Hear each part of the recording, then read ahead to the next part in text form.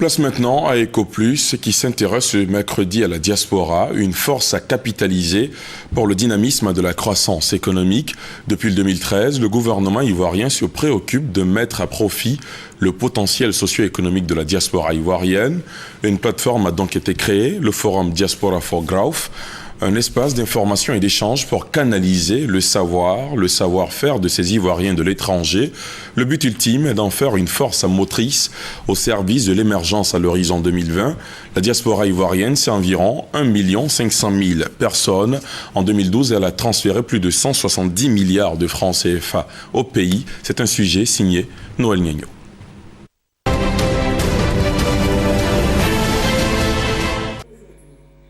L'émergence, une vision économique, sociale et politique aux exigences multidimensionnelles à maîtriser et à apprivoiser. Dans ce processus, la Côte d'Ivoire a ciblé la diaspora comme une composante à intégrer au regard de sa nature. Une diaspora, c'est celle qui quitte son pays, qui s'intègre dans le pays d'accueil et maintenant qui acquiert de l'expérience, qui acquiert de la connaissance et puis maintenant qui transfère cette connaissance un peu dans le pays d'origine. C'est comme ça que vous voyez un peu les Chinois. Contrairement à la diaspora chinoise, le phénomène en Côte d'Ivoire est récent. La communauté ivoirienne au Canada est très récente puisque la Côte d'Ivoire n'était pas un pays d'immigration au départ. Des années 60 jusqu'en 80-90, mais on trouvait tout notre bonheur ici. Les vraies migrations ont commencé en 1980 et que nous sommes à la 3e génération d'Ivoiriens en Italie. En volume, elle représente la 2e diaspora européenne puisqu'il y a plus de 30 000 Ivoiriens installés dans ce pays avec une prédominance dans les zones nord qui sont les zones industrielles. Comment tirer avantage de cette diaspora et en faire une force motrice de l'émergence de la Côte d'Ivoire en 2020? Voilà le fondement du Forum Diaspora for Growth. Diaspora for Growth vient entériner le caractère inclusif, la vision du président de la République de faire de la Côte d'Ivoire un pays émergent à l'horizon 2020. En effet, c'est en mettant au service de la Côte d'Ivoire les efforts communs de tous les enfants et amis de la Côte d'Ivoire que nous parviendrons à réaliser ensemble cette noble ambition. 2013, Paris donne le la. 2015, Abidjan enfonce le clou avec un engouement certain. L'année dernière, il y a 2 ans, nous avons fait 300. Aujourd'hui, nous sommes 1250, donc 400 qui viennent de l'extérieur. Donc rien qu'au nombre de la mobilisation, on peut dire qu'il y a un changement, il y a un engouement, il y a un intérêt. Comment mobiliser le capital humain? Quels sont les mécanismes de facilitation de l'investissement avec un élément catalyseur, la gestion des informations à mettre à la disposition de la diaspora? Si vous n'avez pas accès à l'information, vous êtes complètement coupé.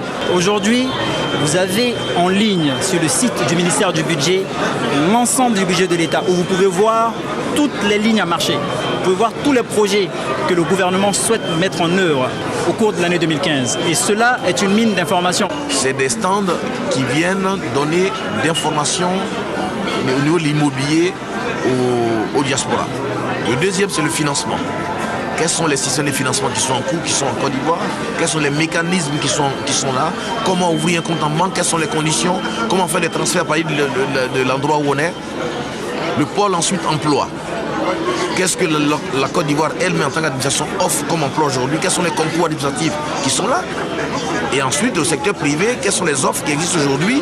En tant qu'investisseur, fournisseur de services, ce sont des gens qui ont acquis une expérience à l'extérieur de la Côte d'Ivoire. Cette expérience peut être bénéfique à la Côte d'Ivoire. Ils peuvent apporter des standards, ils peuvent relever la compétition aussi, mais aussi ils peuvent établir certaines bases pour que les autres investisseurs qui sont peut-être ici déjà puissent se mettre en partenariat avec eux.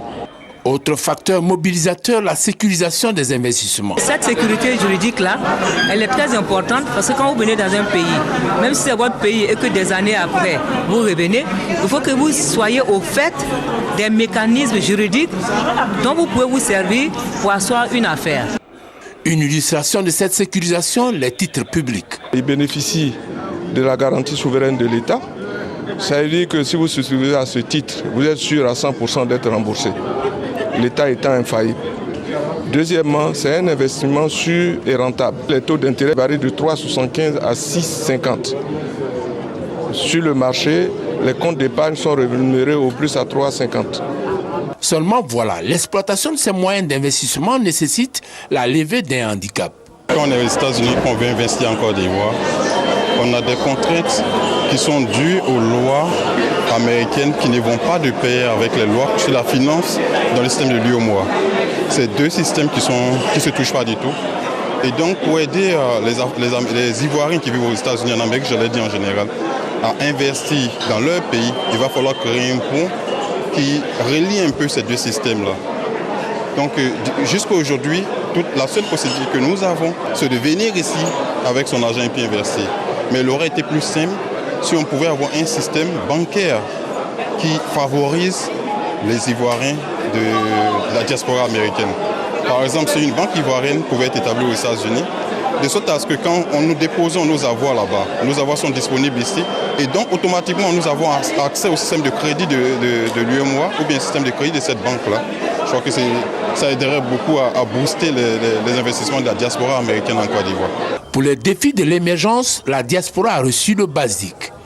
L'exploiter, le faire prospérer. Voilà le nouveau challenge que la diaspora ivoirienne doit relever pour être comme la diaspora chinoise, le ferment de la réalisation de l'émergence de la Côte d'Ivoire en 2020.